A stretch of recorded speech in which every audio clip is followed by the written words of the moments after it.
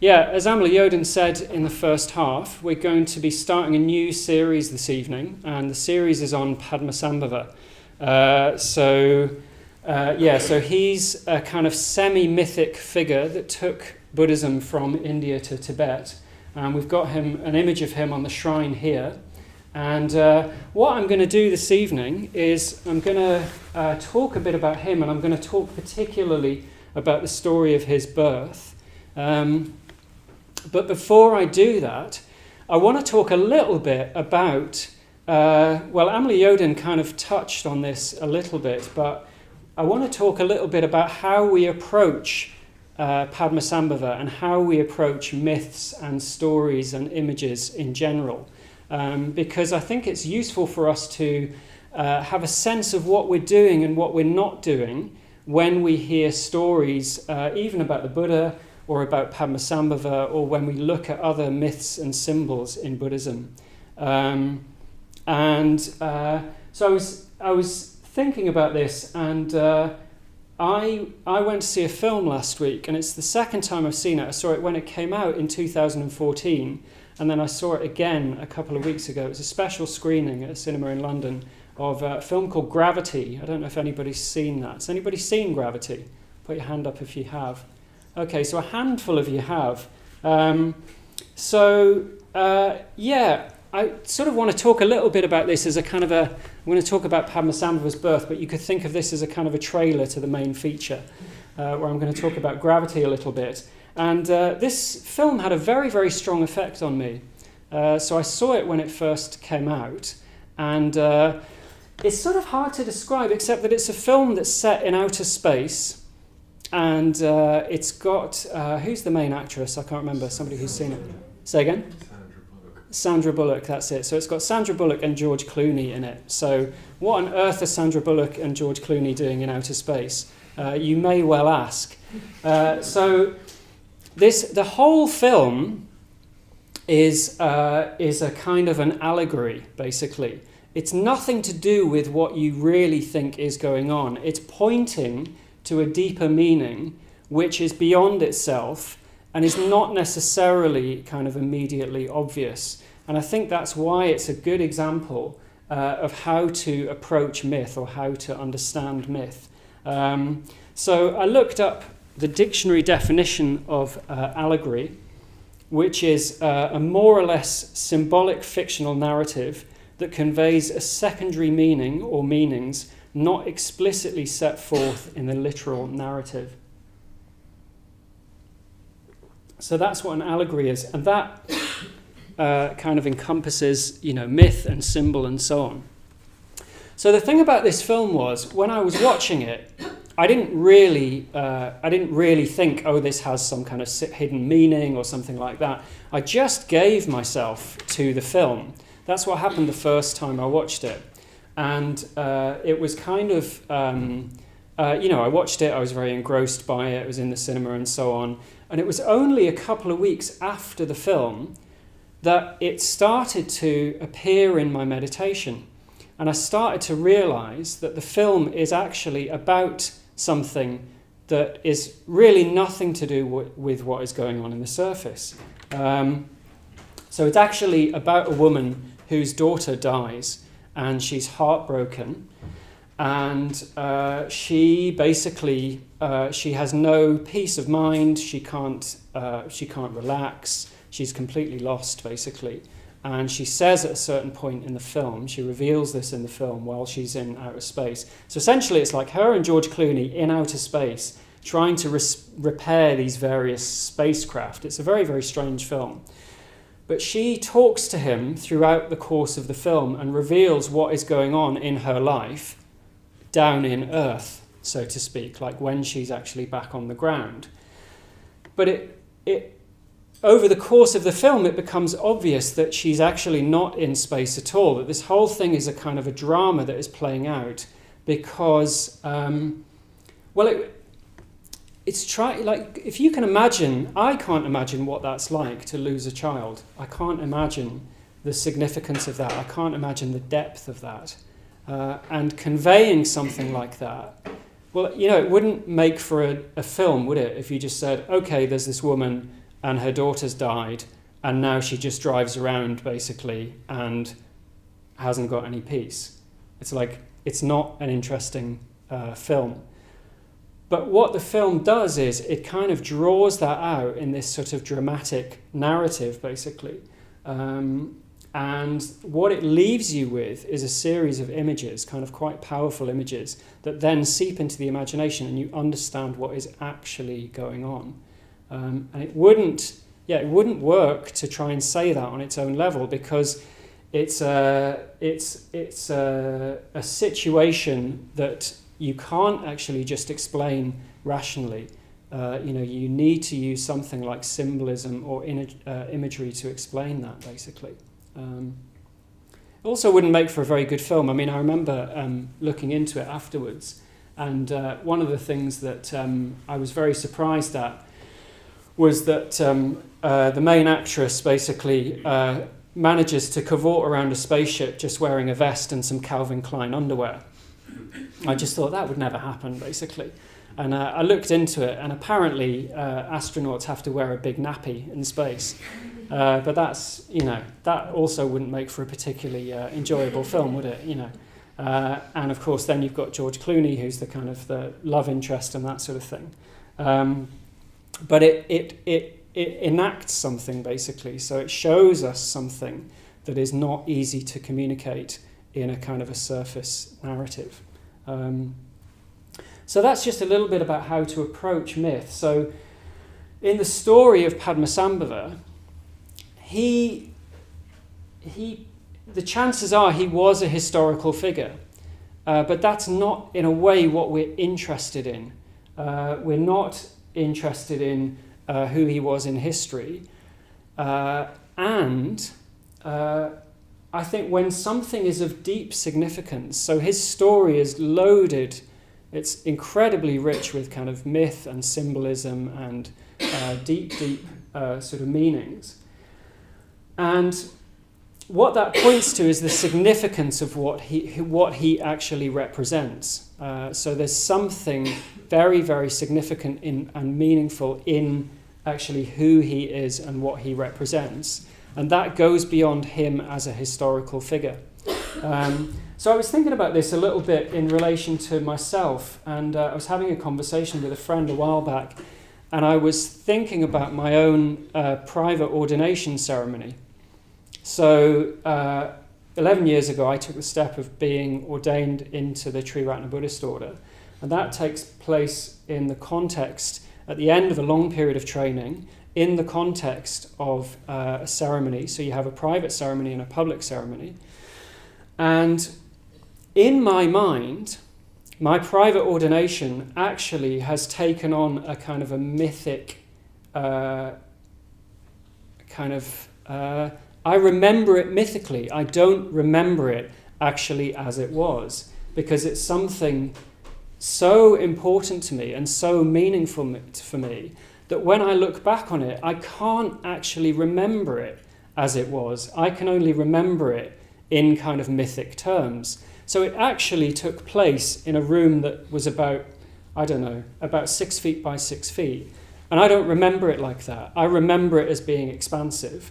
And I remember the person who conducted the ceremony as being a kind of a mythic being, even though I know him as an ordinary human being. It's like in that moment, he wasn't that.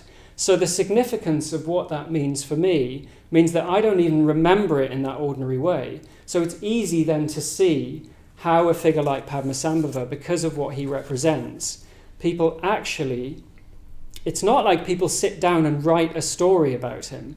It's that's how it evolves because of the significance of what he represents, basically. And I'll say a little bit more about what he represents as we go on this evening.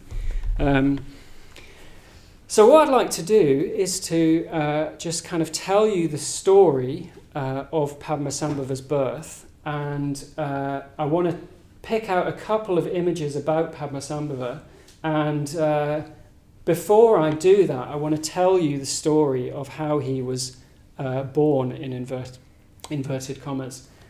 So what I'd like you to do is to close your eyes.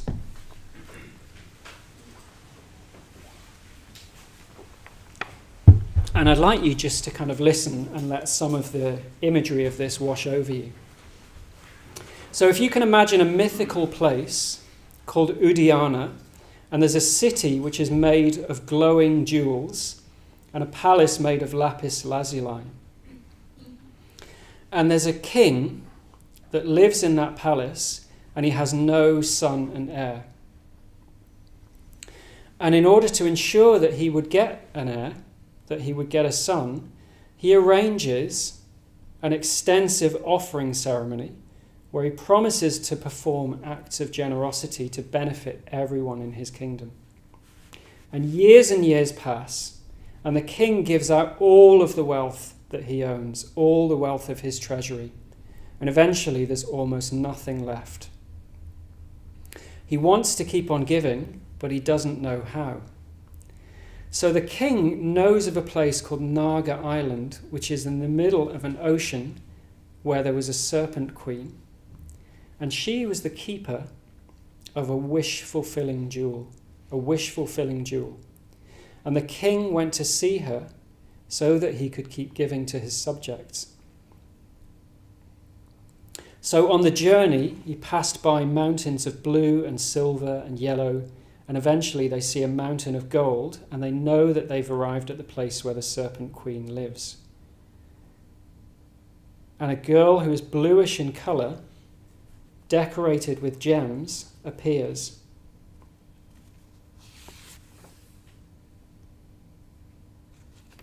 And she presents you with a precious jewel that is blue and shines with 5 different rays of coloured light. And that's the wish-fulfilling jewel. And you accept it immediately and without letting it slip away. You have to wrap it in your sleeve and return here. So these are the instructions that the king was given. So the king follows the captain's instructions, and he approaches the serpent queen, and she says to him, "You must be a man of great merit. Few people have ever reached my palace." And she asks him what he wants. So the king requests the wish-fulfilling jewel. So she pulls out the precious gem and gives it to him. So the king then sets off to return home, and they're sailing back on the way back, and they pass an island in the ocean on which grows a multicoloured lotus flower. And on the lotus flower is sat a boy child. He's 8 years old, and he's absolutely beautiful to behold. And he's holding a lotus and a vajra. And seeing him, the king and all his servants are struck with wonder. And the king decides to make him his son and take him back to his kingdom. Okay, so you can open your eyes now. So you can see that we're in this kind of land of magic and myth and symbolism, and it's so kind of rich with meaning. And I just want to pick up on a couple of those images from right at the very end of the story.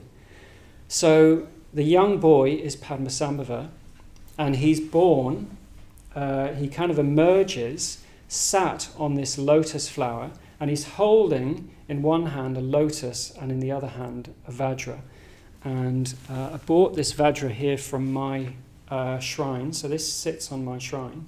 And I'm going to pass this round, and each of you can just hold this and have a look at this. This is the vajra, and I'm going to come back to this in a bit.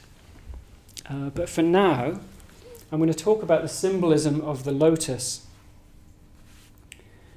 So for the rest of the story, I'd like you just to leave that sitting there. I don't want to kind of explain everything and say, look, this means this and this means this. But I do want to just pick up on 2 aspects of the story, which is the images of the lotus and the vajra.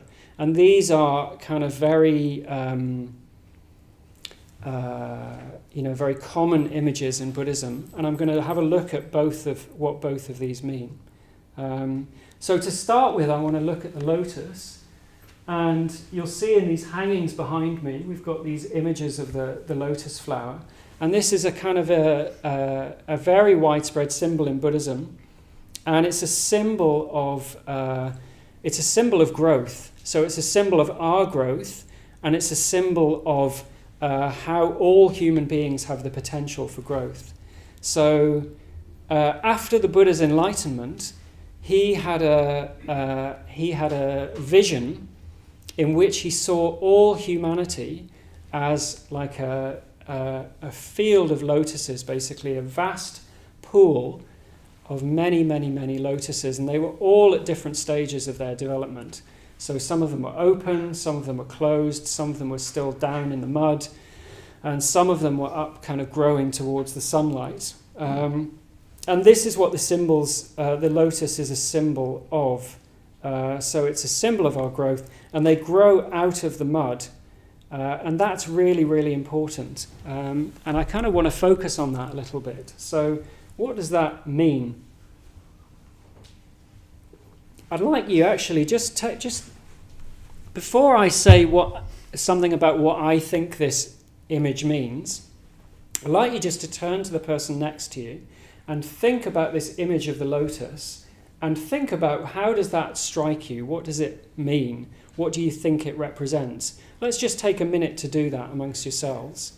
Let's just do that for a moment now.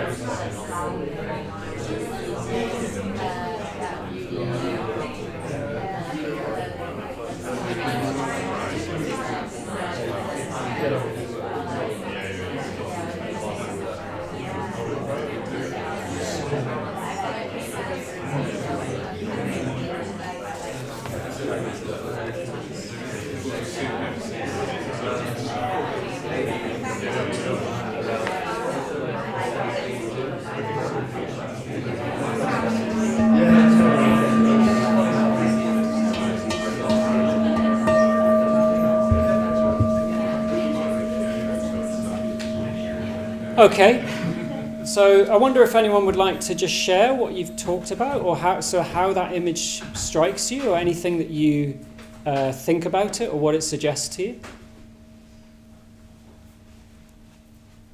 Yeah, Pete. I like the even fully realised at the top of the water, it's still deeply connected and supported by the filth. Right, yeah, that's right. Well put, Pete, yeah.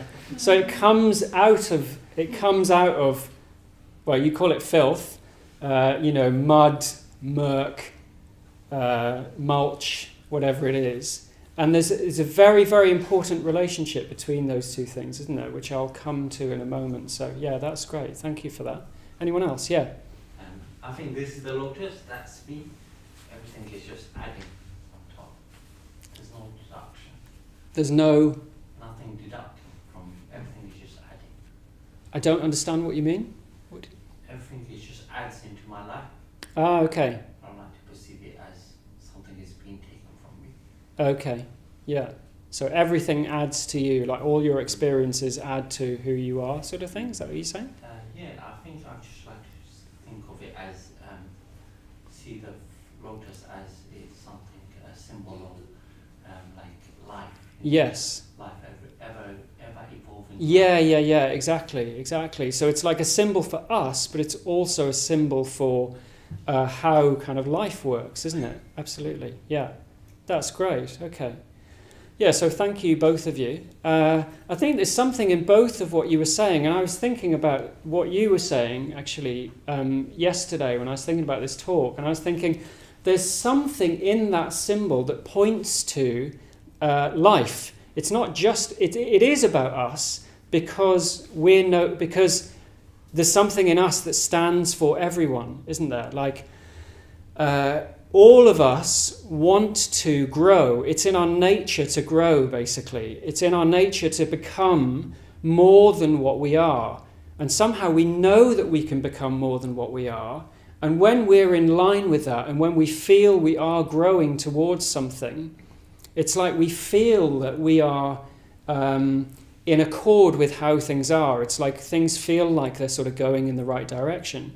When we don't feel like that, and we feel like we're stagnant or we're not growing or we're not progressing, it's like we're kind of going against nature. It's like somehow we know that it's in our nature to grow and to transcend ourselves. I mean, even if you forget about Buddhism for a moment and just think about life generally, like, you know, I think we see that in sports, don't we? It's like there's nothing more moving than seeing somebody who completely dedicates themselves to something and they manage to transcend what they think they're capable of or what we think they're capable of. Like, it's very, very moving to see that, isn't it? And that's just on that level, you know. I just visited my mum in South Wales at the weekend, and even at a much more mundane level than that, she really likes this TV programme, The Great British Pottery Throwdown. Has anybody seen that? I don't know. And it's like even TV programs like that and kind of MasterChef and that sort of thing, they're not, in a way, even they are a kind of a myth, which is like you can come in at this level and through the course of 10 weeks or whatever it is, you can become way more than what you thought was possible, whether it be with food or pottery or whatever it is. But what we're talking about is becoming a being that is way, way more than you ever thought possible, basically. And that's what Padmasambhava represents, is he's there, and he's basically like this image of complete transformation, that you can become way more than you ever imagined. That's what the Buddha represents on the shrine, is more than you can possibly imagine, basically. Because we can't imagine that in ourselves. We need friends who are further on so we can see where they are, and ultimately we need Padmasambhava and we need the Buddha to show us what is possible. Because through no fault of our own, our imagination just doesn't take us that far. It only takes us so far. I mean, when I was thinking about this, I was thinking about when I was a kid. I mean, it's interesting thinking about the wish-fulfilling jewel. So what the wish-fulfilling jewel represents is it's everything that you could possibly imagine and more. But the way that comes about is it makes your ordinary wishing redundant. It's like the wish-fulfilling gem represents something which is way beyond even your wishes. And when you get there, there will be no more wishes. So like when I was a kid, for example, I remember my sister once asking me, if you could have anything in the world, what would it be? And I said, a sausage that when you eat it, it reappears. Right? Or another one was, I said, either that or I'd like a tap that you get Coca-Cola out of instead of water. Like, I like to think that I've moved on slightly from that, but, you know, it just goes to show, doesn't it? Like, we only relate to our own potential in terms of where we are or how far we think we can see, because we're constantly stepping, if we practice, we constantly step into the unknown. But we can't see much further on than that. And what Padmasambhava represents is more than you can possibly imagine, basically. I'll come back to you in a second. Sorry, I will see if there's more questions in a minute. But so I just want to come back to the thing that you were saying, Pete, as well, about being in the mud, because I think, or growing out of the mud, that's really, really important as well. So it's no accident that the lotus blooms out of the mud. So I think when we practice Buddhism, we see images of the Buddha, and we kind of we misconstrue that because we're not actually looking from a place of enlightenment. It's like the Buddha's looking down at us. We're looking up at the Buddha, but we're looking from where we are. And we look at this image of the Buddha, and he can seem very peaceful, and he looks very tranquil, and the image of Buddhism is, very peace and tranquility and so on. But actually, the reality of practicing Buddhism is that you are, you're in the mud, basically, and you're trying to emerge from the mud, but you are in the mud, and that's the experience. But the lotus blooms out of the mud, and you can't just bypass that. You can't just forget about that. So this is a bit like what Amelie Oden was talking about in the first half. It's like we have these negative aspects to us. We have hatred, we have negative emotions, spite, jealousy, whatever it is. We have that, and you can't just bypass that. You can't sort of kill it, and you also can't just forget about it. Like I remember once when I was on a retreat, and I was leading a group in a retreat, and it was this person's first retreat in the group, and I think we were having a discussion about what the purpose was of meditation or something like that, and he said, "Well, the purpose of meditation is to annihilate the ego." And I just thought, okay, maybe let's start by just becoming a bit kinder or something like that. It's like you can't just come in saying like, right, okay, annihilation. It's not, you have to come into relationship with what is there. And, I was very pleased that Amelie Oden kind of led the meditation in the way that he did. He did some of the explaining that I would have found quite difficult in my talk, where it's like, what does that actually mean? Well, it means, first of all, acknowledging that something is there, being aware of it, and being prepared to kind of sit with it, be present to it. It doesn't mean acting out of it. It doesn't mean exacerbating it. It doesn't mean dwelling on it, making it worse. But you can't just steer past it and just think, oh, well, I'm a nice Buddhist, so I don't experience hatred. I think what can happen a lot of the time is not you, actually, I'll just say me. We think, so you start practicing and, say, for example, you've been meditating for a while and sort of negative emotions come up and there's sort of like, hatred or frustration or something like that comes up. And you think, oh, well, I'm doing something wrong. It means I'm not practicing effectively because, that's not what Buddhists are like. But actually, that's an intrinsic part of the path, is we're constantly working to transform the negative parts of ourselves, basically. And that's what Padmasambhava represents. He represents transformation. So not just skirting by things, but actually bringing everything into your awareness. You could say bringing everything onto the path with you. So he's a figure from Tantric Buddhism, and that's what Tantric Buddhism is that's the emphasis, is transforming every part of you. There are no kind of dark parts of you that you can leave behind. You have to look at transforming every bit of you, basically. So it's hard to do that. I think it takes a lot of courage, basically. It takes courage, it takes strength, and so that's why we need our friends around us, and we also need, I think, the strength that comes from an image like Padmasambhava, basically. It comes from, that's what he represents, basically, is that kind of transformation. And I think often we'd rather not do that. So we'd rather just kind of turn away, or we'd rather not kind of face those darker parts of ourselves. But we have to do that if we're actually going to change. We have to come into relationship with those parts of ourselves. And I think that's why the lotus is such a beautiful image, is that if there's no mud, then the lotus wouldn't actually grow. It's only out of the transformation of that something more beautiful arises. So it's a lovely image for transforming those kind of difficult parts of ourselves, basically.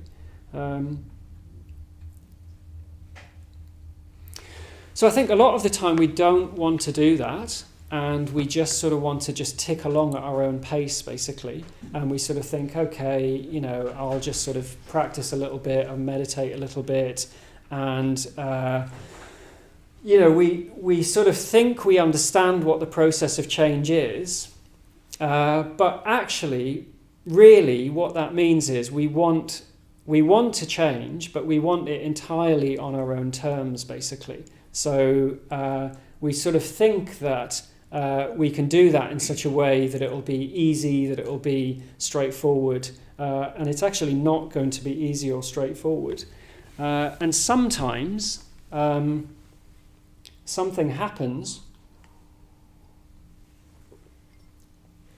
Let me put it another way. I think when we're prepared to do that, when we're actually prepared to look at the sort of darker aspects of ourselves, or the parts of ourselves that we don't like, and the way that we relate to the world, when we're actually prepared to do that, we're sort of inviting a process of change.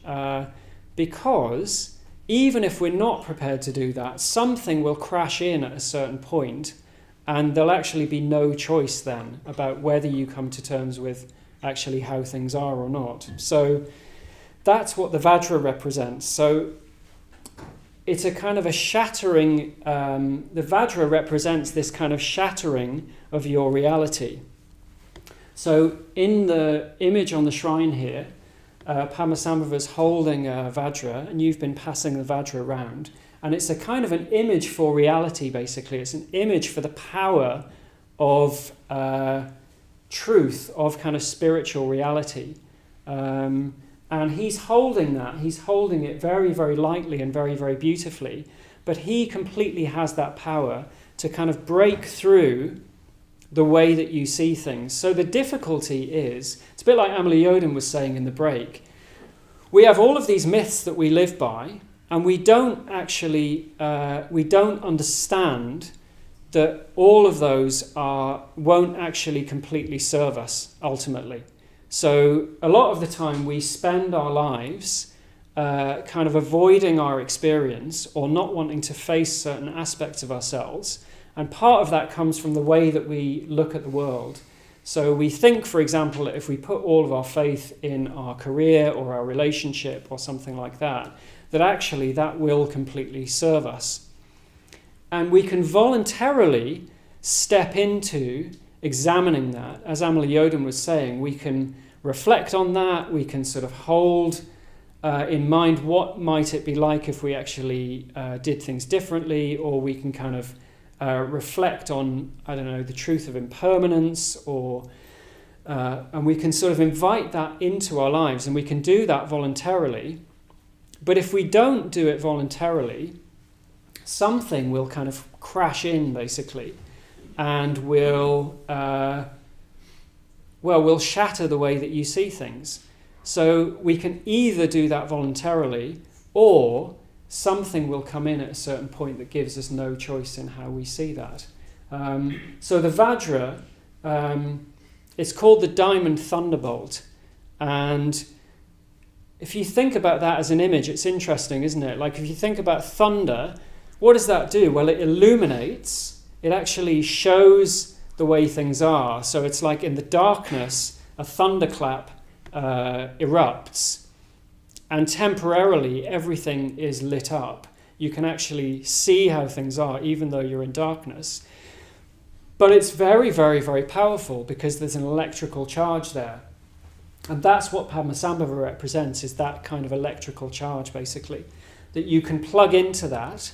If you do, you have to be prepared to be shocked. And the shock is seeing the way things actually are, and not the way that you think they are. So that avoidance tactic that we have, and we all do it to some degree, however we avoid our experience. So say you have a difficult emotion, what do you do with it? In the first half this evening, we were sitting in meditation and we were turning towards our experience. Outside of meditation, what do? I don't know, you feel bored, you feel angry, you feel frustrated, you feel upset. I don't know. What do you do? What are some of the things that you do?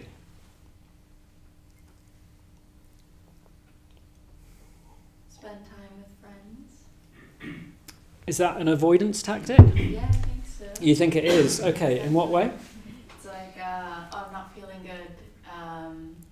Let me just get near someone so I can talk at them. Right. Okay. Yeah. So it might be just like you want to sort of avoid how you're really feeling by being around other people. Yeah. It's probably at the slightly more healthy end of the spectrum of how you spend time with friends. Although if that's as bad as it gets, then not bad. But I see where you're coming from. Yeah. Anyone else? Say again? Eating. Yeah. So you might reach for see what's in the fridge or, yeah. Interesting, isn't it? Because we need to eat, but often eating becomes you're not really eating because you need to eat.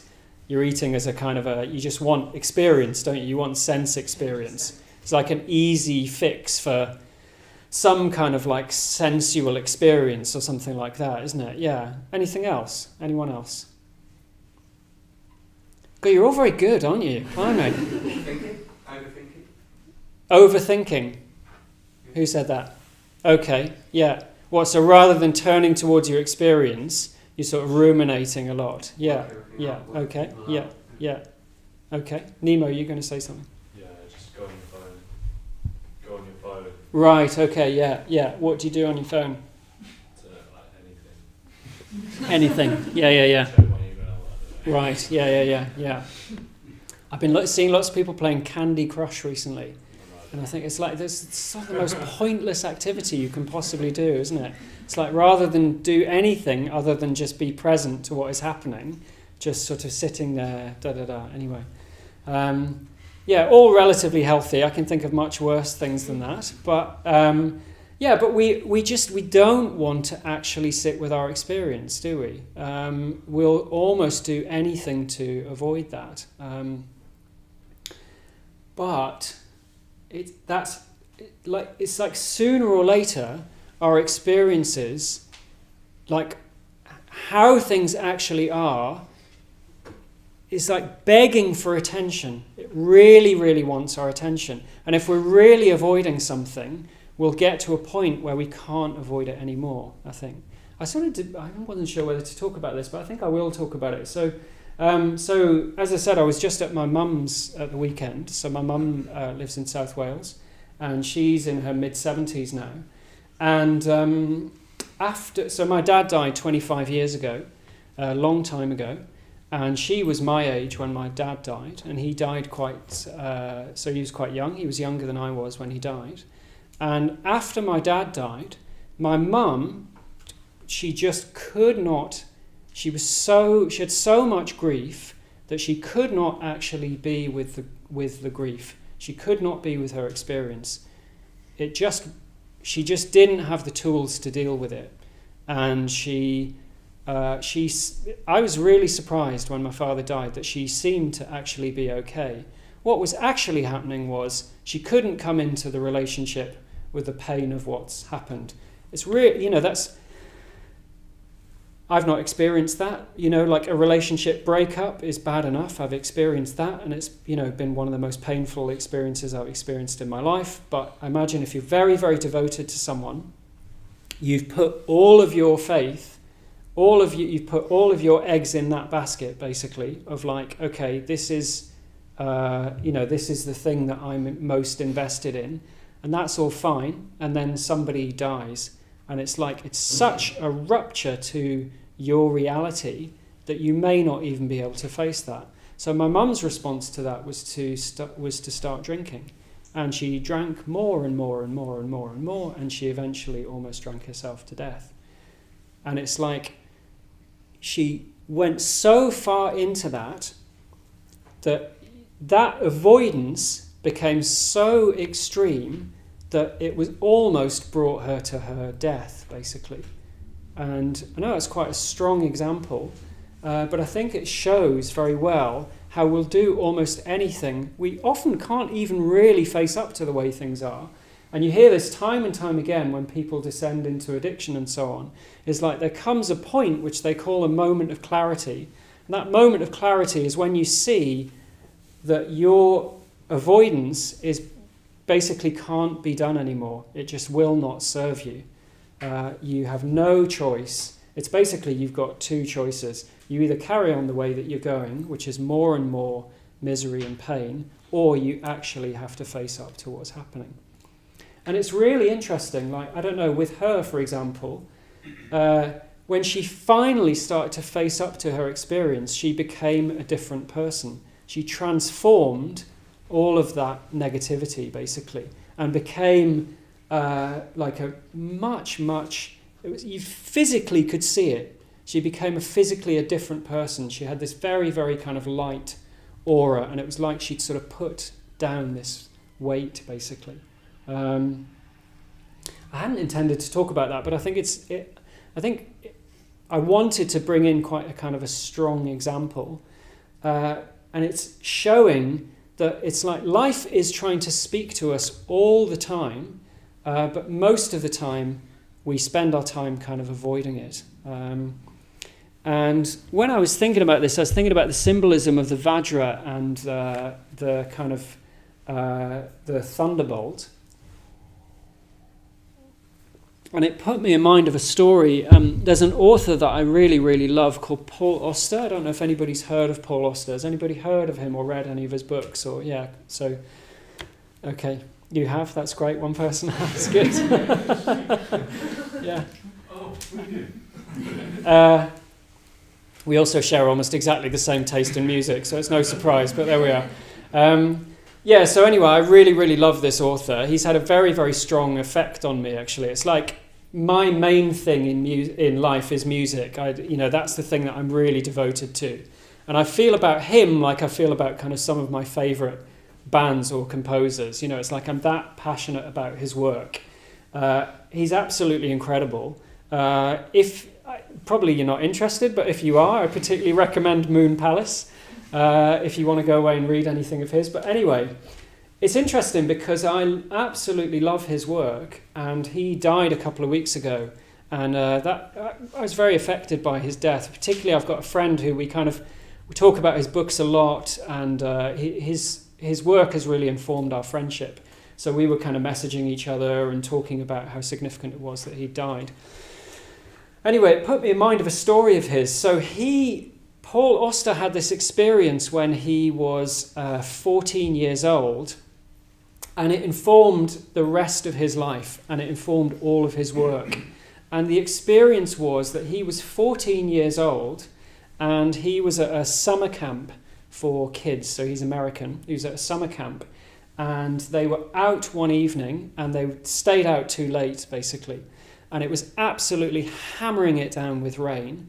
And the poor, I don't know what they call them, camp people, the instructors or whatever, were thinking, like, what on earth are we going to do with all these kids? We've got, there's like 20 kids that they had to get back to camp. It was absolutely lashing it down with rain.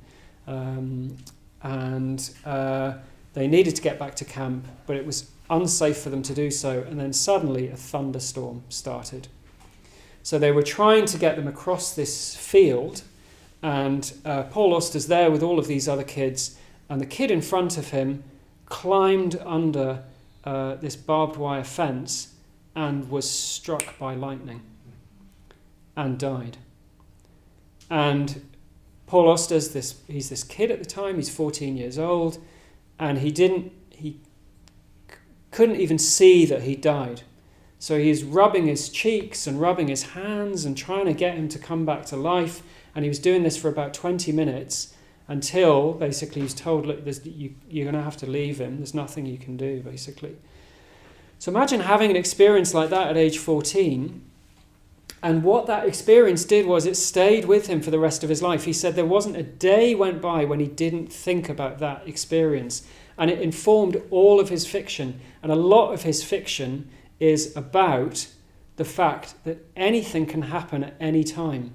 His characters often are just going through life, da-da-da-da-da, everything's, like normal, and then suddenly something happens and it changes the course of the rest of their life.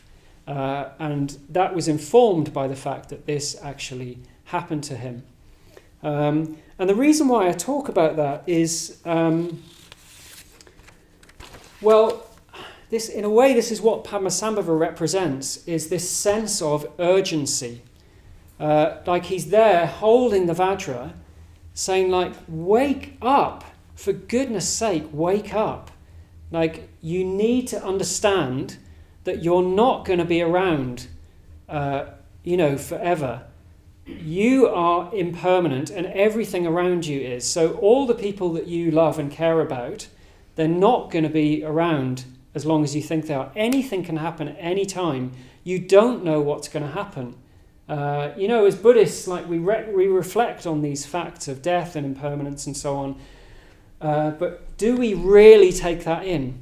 And this is what Padmasambhava represents. So he's supremely compassionate. He's also completely uncompromising. So he's like the friend that will say to you, look, you need to wake up. You need to realize that what you're doing is not actually serving you. That's what a real friend will actually do for you. A real friend will actually say that to you. They'll actually tell you how things are. Yesterday I was coming back from my mum's and I was on the Elizabeth line, and I was sat next to this group of 4 guys, and they were like swapping war stories about when they'd been in Benidorm and when they'd been in Magaluf, and when so-and-so drank 20 pints and then Ducker drank 20 pints for 2 nights running, and then we couldn't even get him up, and then he'd thrown up all over himself and da-da-da. And I sat there thinking, God, this is not friendship. This is actually just you lot encouraging the worst in each other. And what Padmasambhava is the opposite of that. Is he will cut right through all of your rationalizations and all of your excuses and say, like, wake up. You need to wake up, and you need to understand. You need to have a sense of urgency. And what that doesn't mean is, it doesn't mean that you walk around in this kind of state of like, I don't know, like it's like this, I don't know, has anybody heard that joke where somebody says, oh, I've been told to live each day as if it's my last.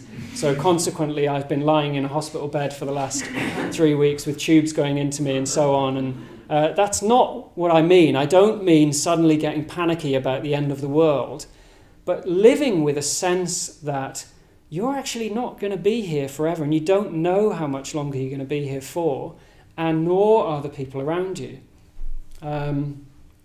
So Amelie Yoden and Maitreya Bandhu might have heard this story before. I told it on a retreat a couple of years ago, but I remember it's about 2 years ago now.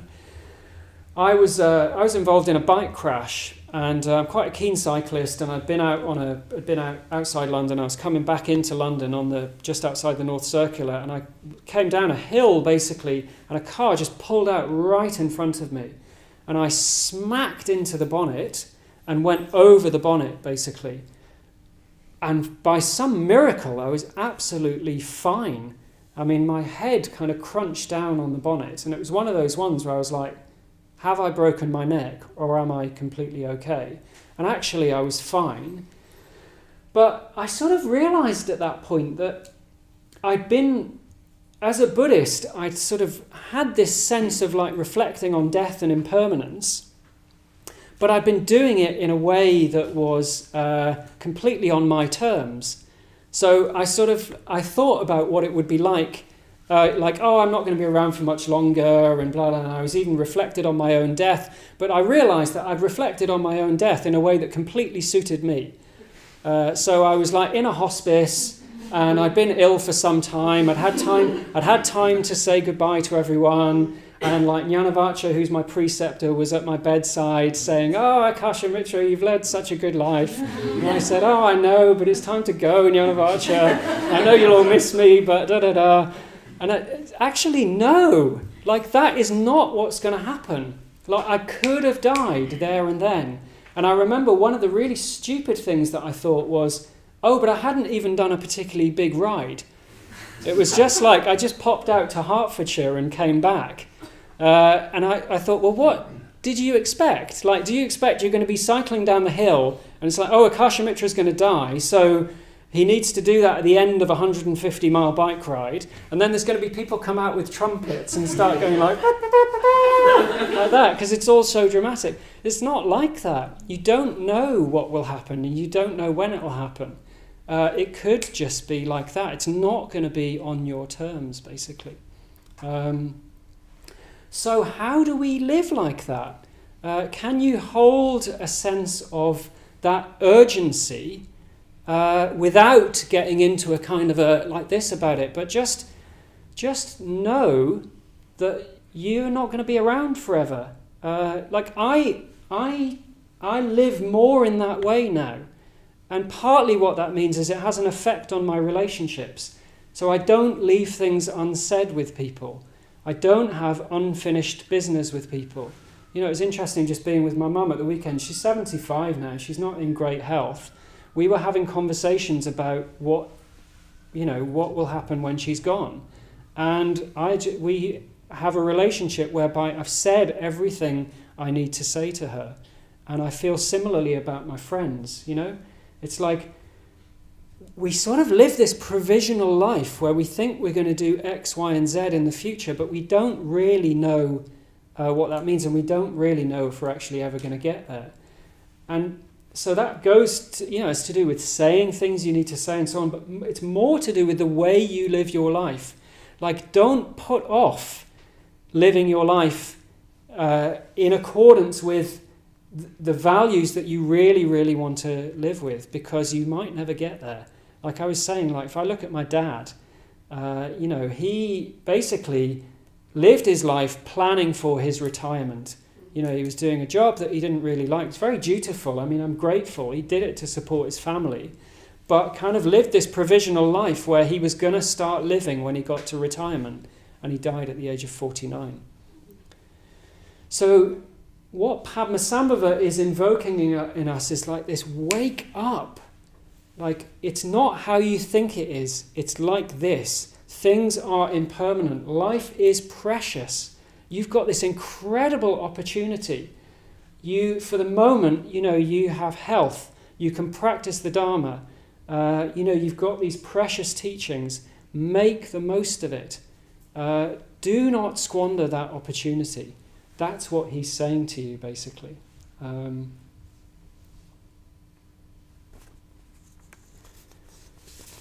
Okay, so I'm going to start wrapping up. And I'll just say one final thing. Well, two final things, actually. So one is, that's not Padmasambhava. That sounds obvious, but I just want to say that's not Padmasambhava. That's a representation of him. And I don't know if I can actually say this or articulate this, but so he's not real, as I've said, he's a myth. So he's not real in that sense, but he is real in another sense. All of these archetypal Buddha figures that we talk about, they actually have a reality of their own. They are not unreal. They're not fiction. So they're not like the novels that Paul Auster writes. They inhabit a world that is somewhere between. We're so literal about our experience that if we think something's not literal, that it's not real. Actually, Padmasambhava and all of these archetypal figures have a reality, but you need to enter that world. I don't want to say much more than that, basically. But if I've given you some sort of a glimpse this evening,